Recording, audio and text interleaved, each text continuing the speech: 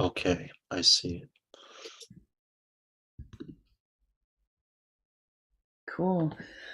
All right. Well, welcome everyone. We are here today in honor of Autism Acceptance Month to give a free conversation skills workshop. And I'm Mara McLoughlin. I am the Okay, I see.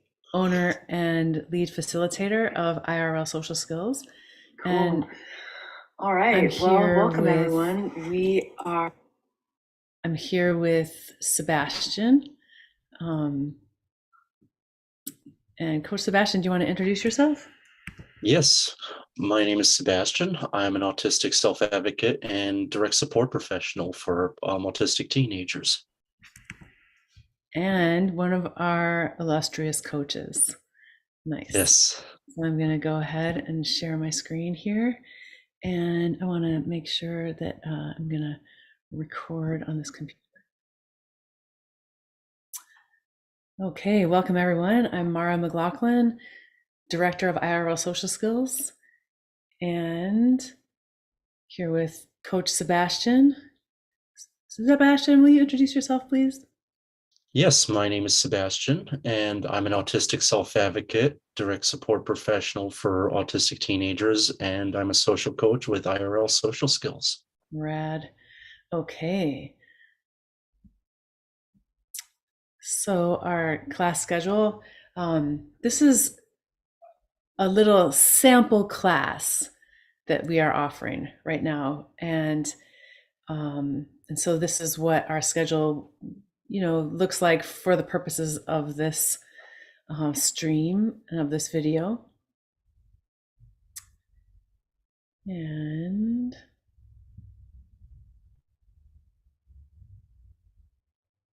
so I just invite you to ask yourself these questions.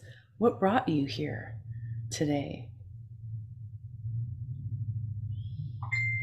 And just notice what is happening in your body, not so much your mind, but what is happening in your body as you ask yourself these questions. And what are you expecting to learn?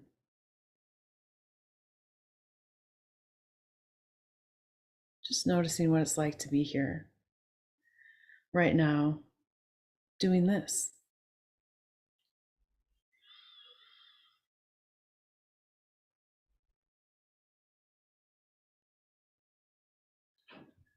So these are the participation guidelines for our class. You want to raise your hand using the hand emoji that you'll see at the bottom of the screen on Zoom. And you can use the chat feature, stay on topic in the chat. We love emojis, so use emojis and just be present to this right now, like no multitasking. And take care of your own body. Move, stretch, get up, walk around, have a snack as you like.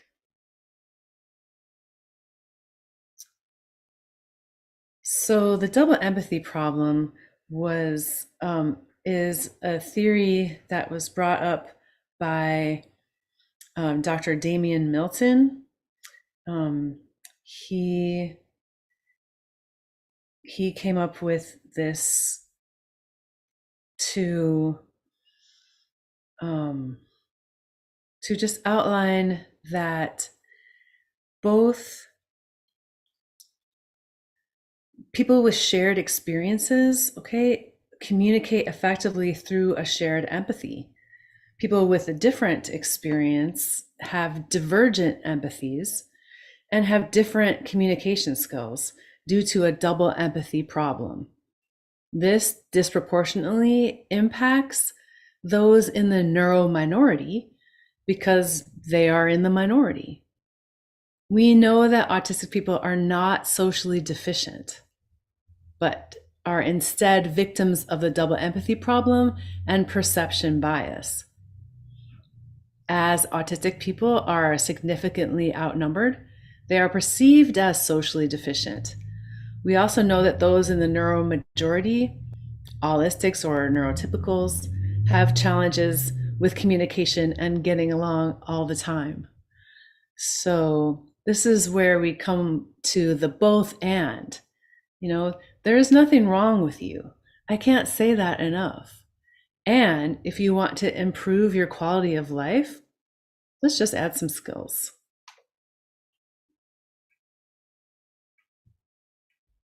Speaking of skills, in our classes, we teach both interpersonal skills and intrapersonal skills. What is happening inside you and your relationship with yourself. So the nervous system, really should be called the relationship system because it is so formed and founded by relationship. Humans are social, okay? And our nervous systems communicate with each other.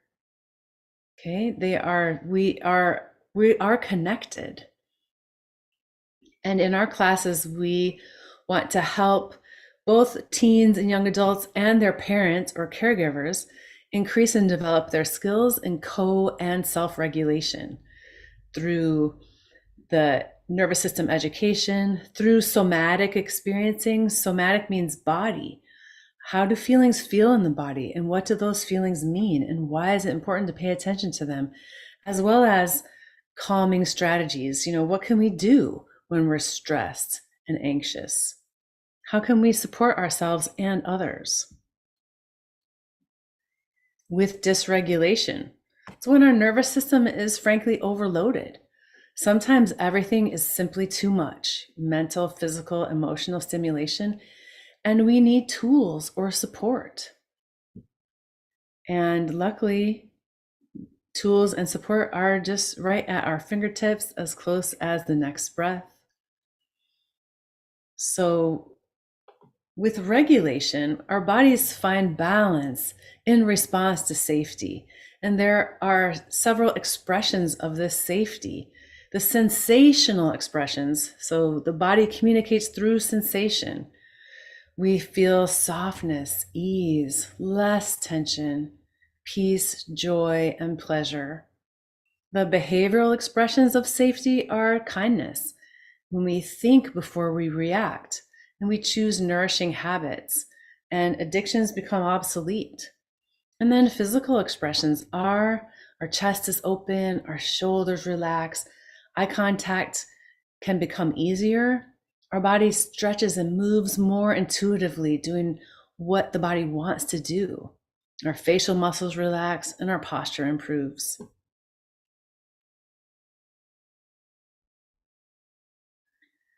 So when we are under threat, perceived or real threat, we have a sympathetic response using the 4 F's: fight or flight or freeze or fawn. Okay.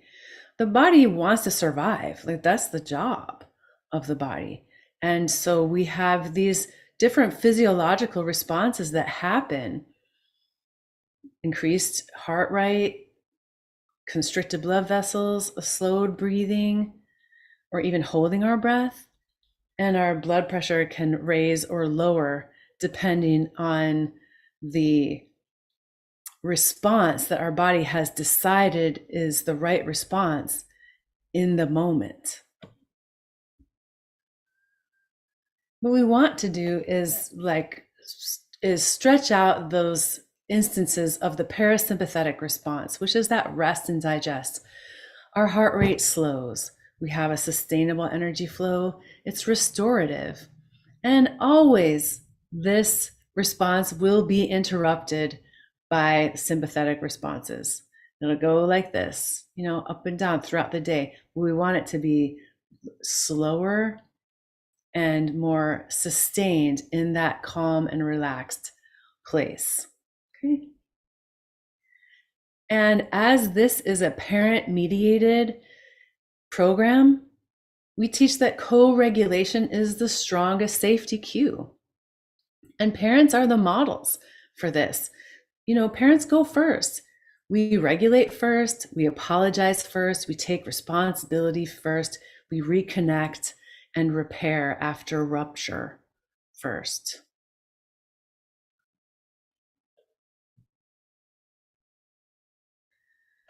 So these are the questions that we ask at the beginning of class. We need to operationally define our terms. What is a friend? How do you know when you have a friend? What do friends have in common? And what is a best friend?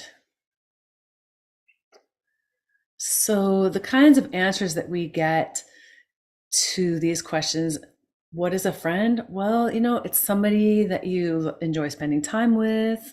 It's someone that, like is kind to you, likes the same things as you. How do you know when you have a friend? Well, there are signs that people give us when they are our friends. And, mostly it is that reciprocity of care and concern and contact.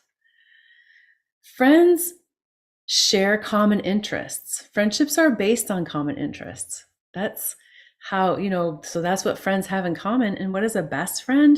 That best friend is that person that you can tell anything to, that you can go to in times of joy and celebration, as well as in times of like stress and sadness. And they will have your back, right? They're like also known as your ride or die.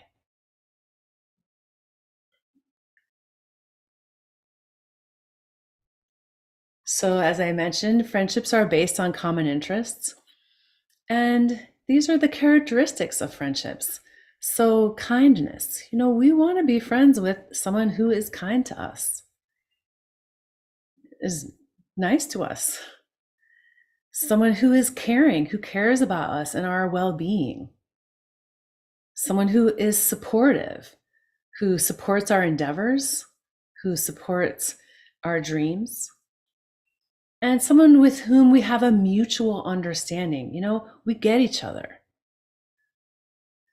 We want to be friends with someone who's committed to the friendship, someone who's committed to the relationship, who is loyal and honest. We say like someone who has your back, and someone who is gonna, tell you the truth, even if it's painful sometimes. We want to be friends with people we can trust. If we don't have trust, we're going to have a really big problem. Equality is really important in friendships. There's no one person who dominates the other and who controls the other. It's equal. You want to be able to self-disclose. That means you want to be able to share things that are personal, to be vulnerable. And you want to be able to resolve conflict with a friend. Sometimes our learners, they think, well, we're friends, and then we get in a fight and now we're not friends anymore. Well, not necessarily. You can use skills to resolve the conflict, and sometimes you become even closer after that happens.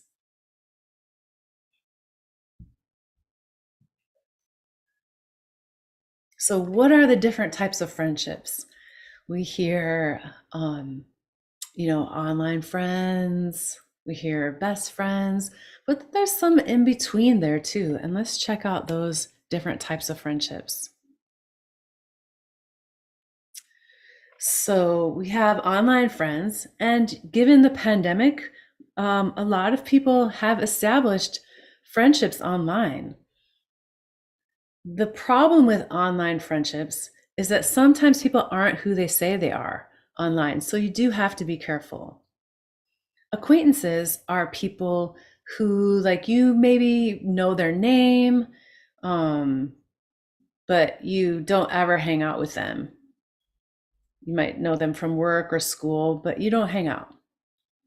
Casual friends are people who you might just, hang out with like every now and then, like, 2 or 3 times a year, like not very often. And they do have like maybe a few of the characteristics of a good friend, but like not all of them. And regular friends, they might be part of the same like crowd or clique. They might spend time together fairly often. And do they have all of the characteristics of a good friend? Not all of them, but they do have some of them. And then best friends.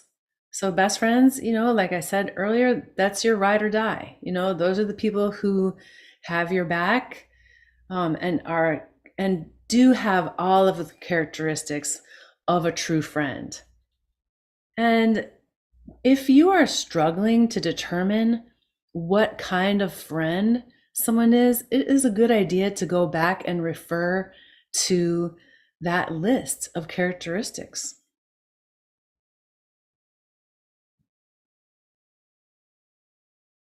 So we know that conversational skills are not soft skills. They are hard skills, and they do take practice. And we want to know, what are some guidelines for having an effective conversation? Coach Sebastian. All right, I'm going to take over from here. So now that we're clear on the different types of friendships, we need to talk about how to strengthen those friendships and get to know people better. And the way we do that is by talking and trading information. Trading information is what people naturally do when they're having a good conversation. It involves the sharing or exchanging of thoughts, ideas, and interests. The most important goal is to find common interests so that you can find out if there are things you might enjoy talking about or doing together. Now, one of the first rules for trading information is to ask the other person questions. You might ask them about their interests, their hobbies, or what they like to do on the weekend. What are some common questions people might ask? They could ask questions about interests, weekend activities, movies, TV shows, video games, or sports. It's important to ask, it's important to ask the other people questions because this is how you discover their interests, hobbies, and likes. And as a result, it helps you find common interests. Another step is to answer our own questions and share something related about ourselves. This includes sharing our own interests, likes, or hobbies. Sometimes the other person will ask you the same questions back, but if they don't, you can answer your own question. It's important because they may not ask you the same question, and in order to trade information, they need to know a bit about you too. So the most important goal of trading information is to find those common interests. And that's because friendships are built on the foundation of them. These are the things we talk about, and these are the things that we do together. It can also be helpful to find out what people don't like so we can avoid talking about or doing those things together. Another rule is to share the conversation. That means pausing occasionally and giving the other person a chance to ask questions and make comments. That's important because this is how we have a two-way conversation. Sharing the conversation is how we get to know each other better. Otherwise, it's just going to be one-sided. Lastly, another way to trade information is by asking follow-up questions. These are questions that are on the same topic. It's important we ask these because that's how we get to know more about the person. And if we switch the topic too much, it can throw the other person off and can end up sounding like an interview. Next slide, please. Okay. Next, we're going to go over some social errors in conversation and what they look like in practice.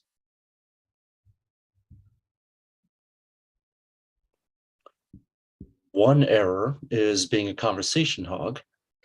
That means we don't want to monologue or lecture to the other person and never give them a chance to speak. Let's see what that looks like.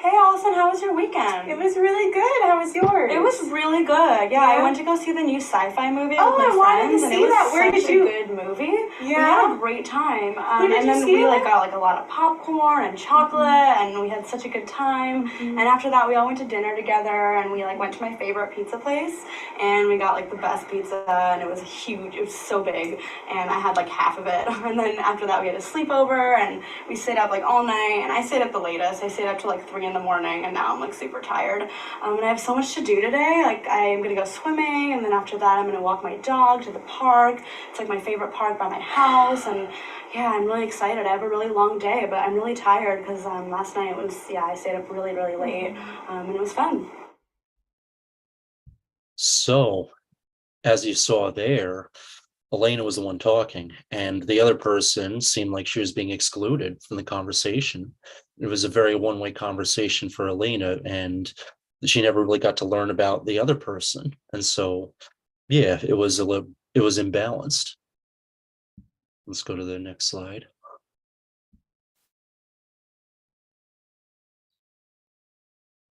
Another common social error is being an interviewer. And that's when you ask question after question and never share anything about yourself. Now let's see what that looks like.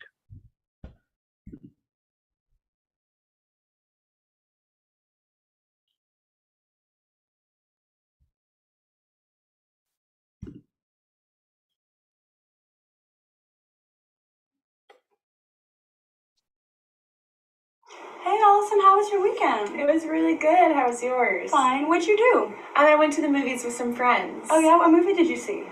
Just the new sci-fi movie. Oh yeah, did you like it? I did. Have you seen it? Which movie theater did you go to? Just my neighborhood one. Oh, do you go there often? I do. Have you ever been? Who do you usually go with? Just friends. Oh, okay. What do you and your friends do other than go to the movies?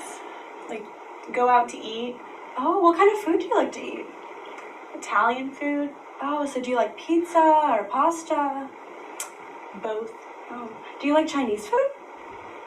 Sure. Oh yeah, what's your favorite kind of Chinese food? Like, all of it. Okay, what other food do you like? I don't know. So with this one, just like being a conversation hog, it was a very one-way conversation. But this time it was all about the other person, but she never got to learn about Elena. When you're talking to people, you want to make sure that there's some kind of even exchange between the two of you where you both equally trade the same amount of information. So just keep that in mind. Next slide, please.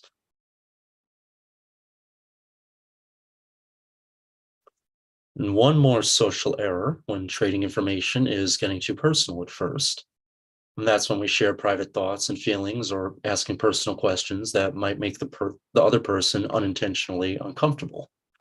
Now let's see what that looks like.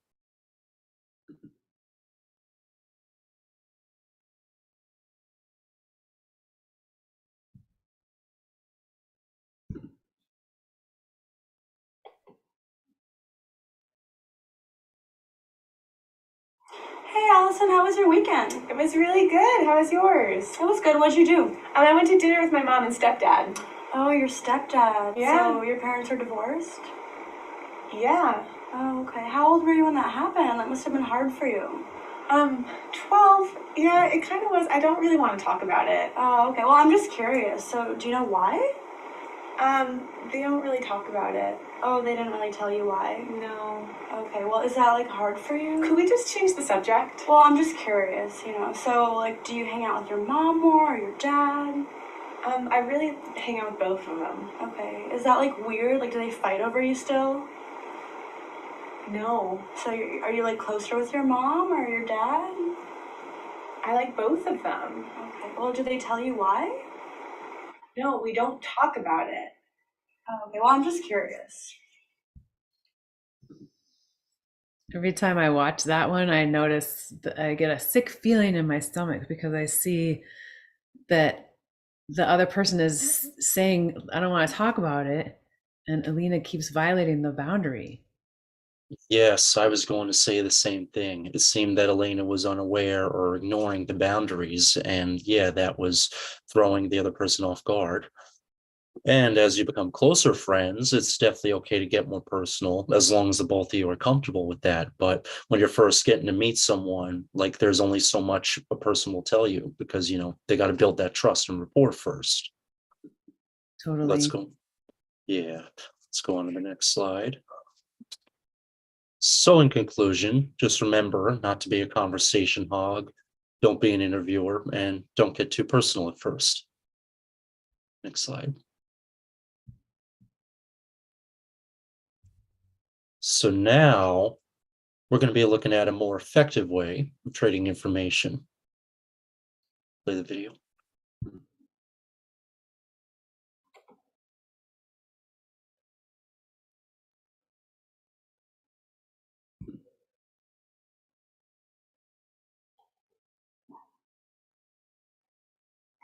Hey Allison, how are you doing? I'm doing well. How are you? I'm really good. How was your weekend?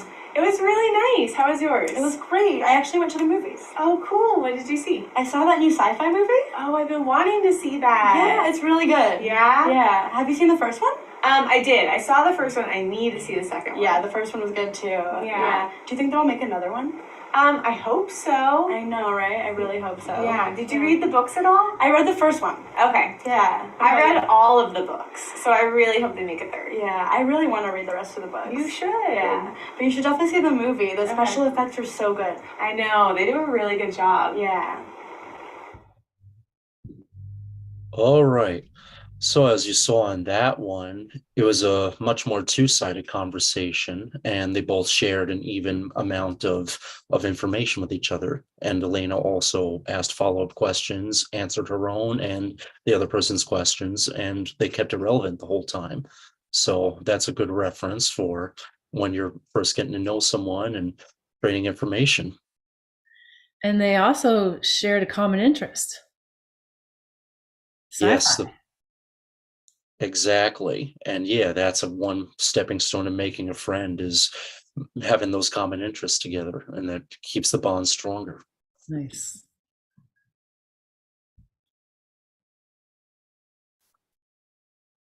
All right. So now that we know a little bit about how to trade information, we need to figure out how to start a conversation with someone. Knowing how to strike up a conversation with someone can be difficult. And sometimes people even give the wrong advice about what to do. And what do I mean by that? Well, we're often told to go up and say hi or go up and introduce ourselves. That's not actually how it's done. Imagine what would happen if you went up and randomly said hi or walked over and said, "Hi, I'm Sebastian." It would probably throw the other person off. Let's see what that looks like in practice before we go over more effective ways to strike up conversations.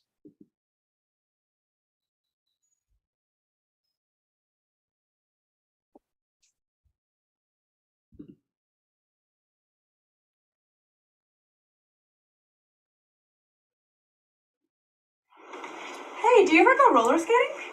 What? Do you go roller skating? No. Why not? You should go. Okay. It's really fun. I go like every weekend. Sweet. There's this new skate park that just opened up. I'm trying to watch something right now, so. Oh, well, I'm just saying. It's really fun. They have like a student night every Thursday. Cool.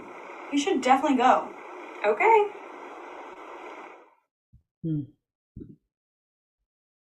So, as you saw in this one, that conversation was also very one-sided, and Elena seemed to be unaware that the other person was not interested in the conversation.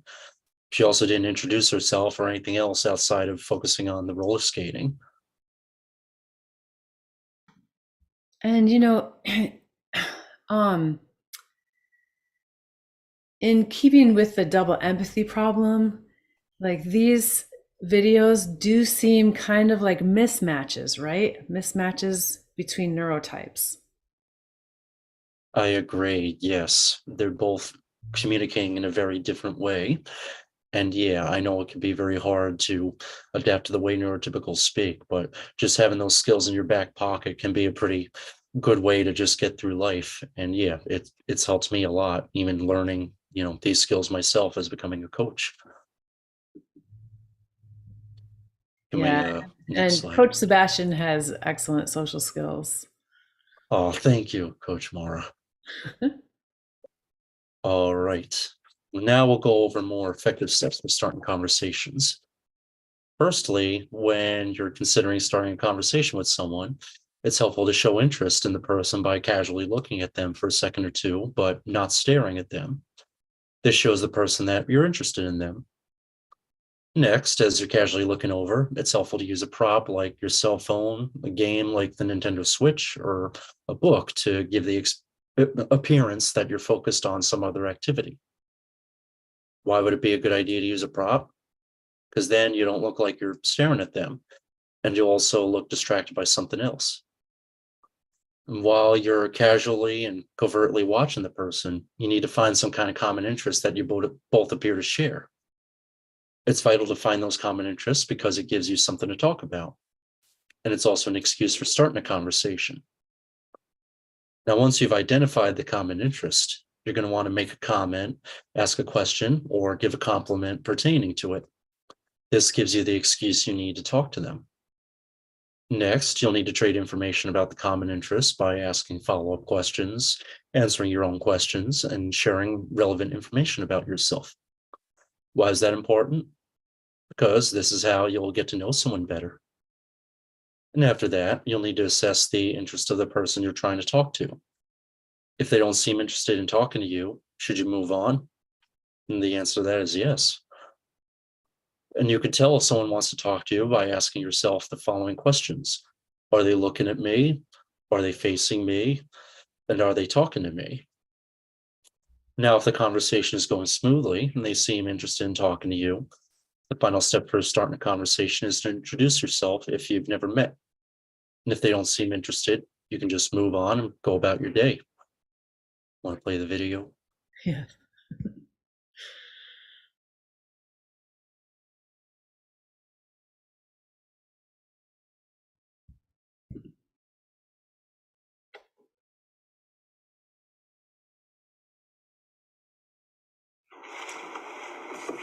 Oh my god, I love that song. Yeah, me too. This is the new video that just came out today. No way, I'm dying to see that. Yeah, it's so good. That's awesome. Have you ever seen her in concert? I have. I actually have tickets for her upcoming concert. No way, the one that's coming up in 2 weeks? Yeah, it's gonna be so great. That's so cool. Have you ever seen her perform? No, I wish. I really want to. Oh my gosh, she's amazing in concert. You need to see her. Yeah, that's what I've heard.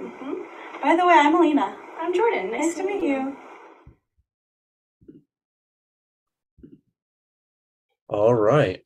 So in that example, as you saw, they both had that common interest of the artist, and they both were able to bond over that and keep the conversation going because of it. And in the future, that could always lead to them having the social opportunities to meet up together if they have another artist that they like and they can go to a concert together. So yeah, when you have a situation like that, make sure to just stay on that common interest and expand on that, and this opens up a lot of opportunities for friendship. So true.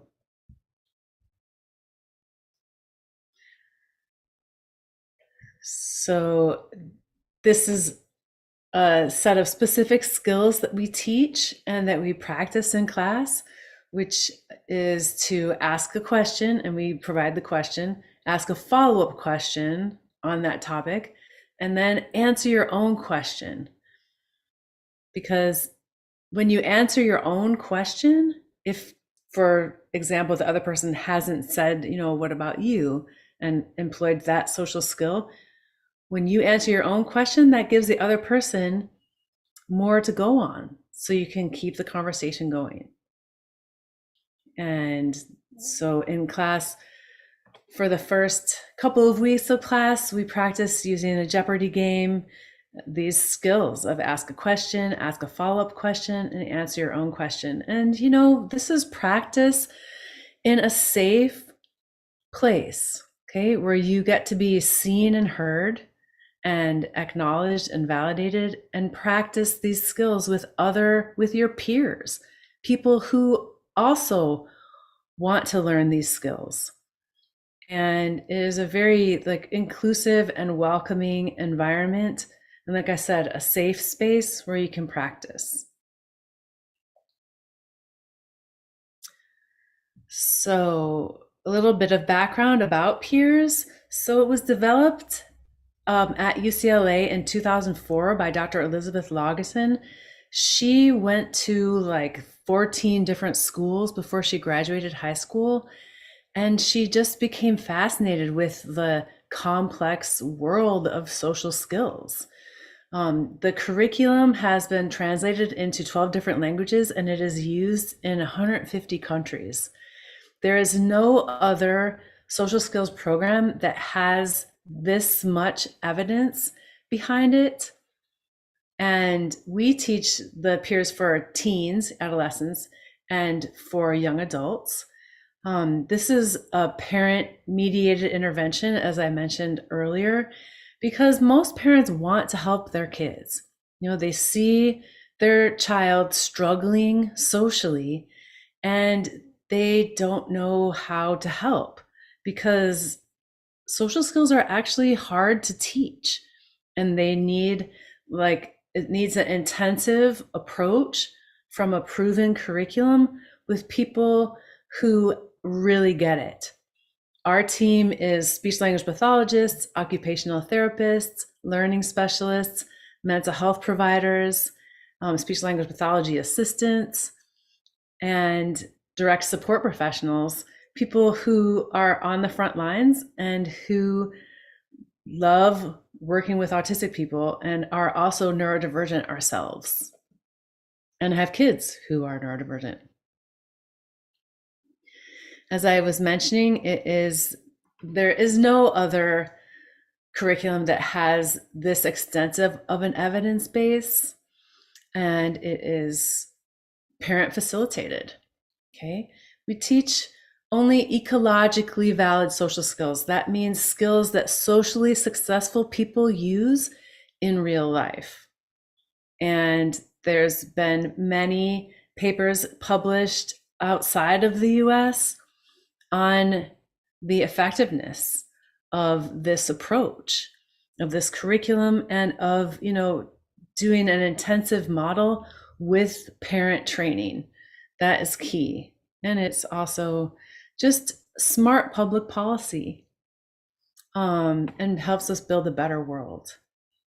So these are the lessons that teens and young adults will learn: conversation skills, starting and joining conversations, exiting conversations when you've been rejected, when you've been initially accepted and then rejected, or when you've been fully accepted, but you just have to get going, right? Effective use of electronic communication, finding a source of friends. That can be difficult, but there has never been a better time to make a friend, ever. Effective use of humor, how to have successful get-togethers. We teach 4 classes on dating etiquette, specifically letting someone know you like them, asking someone on a date, going on a date, and then dating do's and don'ts, which is around consent and handling sexual pressure. We teach conflict resolution skills, as well as handling all the different types of bullying. And that is gold because the old advice of ignore it, walk away, tell an adult, that doesn't work. You have to have other skills. So we teach, the way that we teach is, didactic instruction. We deliver the instruction with, concrete guidelines and steps. And again, those ecologically valid social skills are taught. And then we practice. The coaches model the behavior and then give, effective and ineffective demonstrations. And then we open out the breakout rooms for practice with the other class members. There is homework. So the homework is to have video chats and a few phone calls with other learners to practice the skills. And the parent's role is as social coach, and so you want to be asking like, well, what was your common interest? What could you do with that information if you were to hang out together? So like bringing that, like those metacognitive skills, thinking about thinking, it helps those skills to generalize in real life. Okay. And we introduce a new topic every week, but there's lots of repetition because that's how you build skills. And you have access to our whole interdisciplinary team for the whole 16 weeks. Don't call me at 2:00 in the morning because I won't answer. But things come up during the class. It is hard, but there are no shortcuts.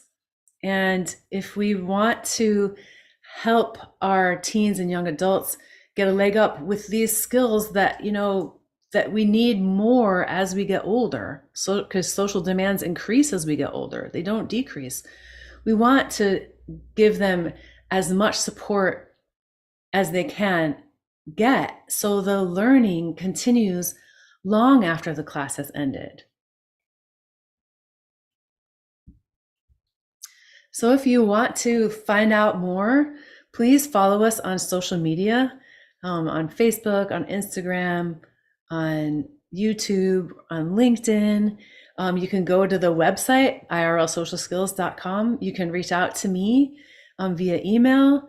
And our next classes start Monday, April 10th for teens, and then Thursday, April 13th for young adults. We take no more than 12 families per class. I do still have a few spots left. If you can't make that time period, we do have several more classes starting in July. So reach out to us, get on, you can ask to be added to our email list so that you're always informed of what we have coming up. And you'll be getting access to content that is not propaganda, that is actually what autistic people want you to know about them and what actually autistic researchers are adding to the field.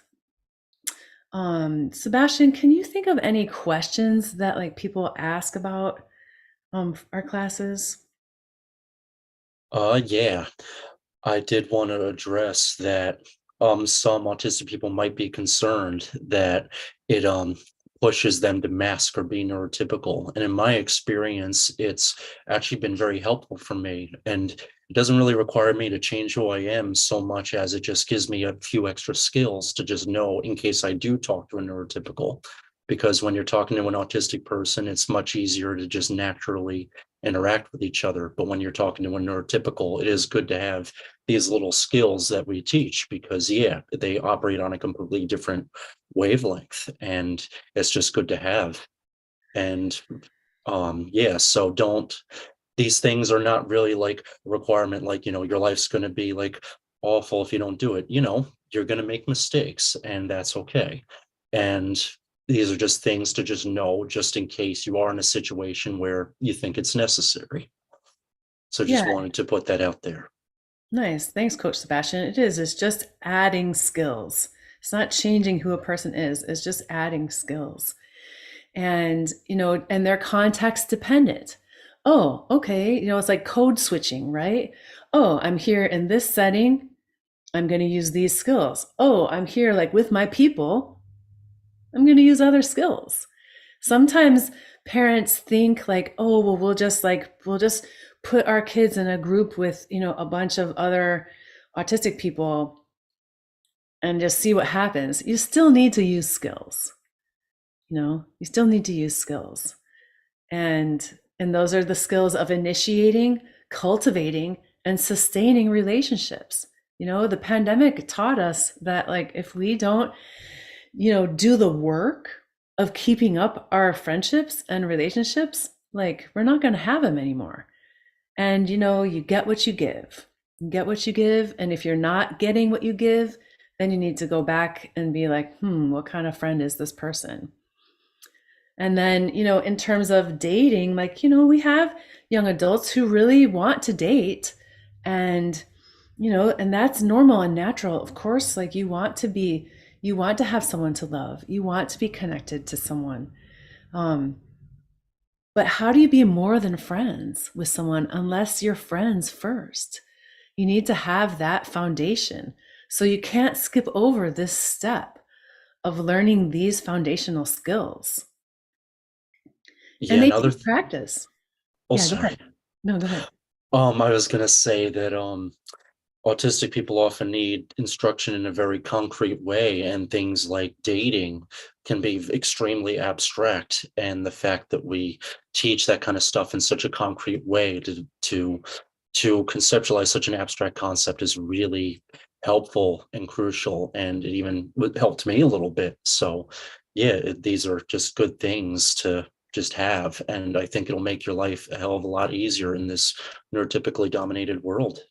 Yeah.